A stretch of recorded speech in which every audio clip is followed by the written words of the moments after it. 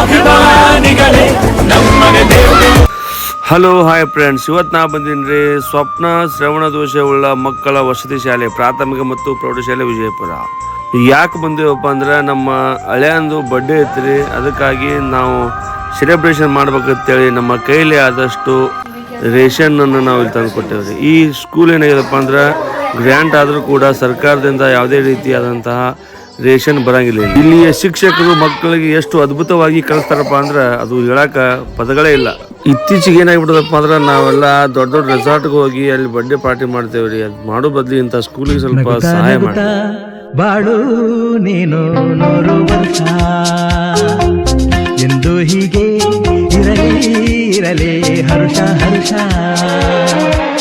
ಬಾಳಿನ ದೀಪ ನಿನ್ನ ನಗು, ದೇವರ ರೂಪ ನೀನೆ ಮಗು. ನಗುತ್ತಾ ನಗುತ್ತಾ ಬಾಳು.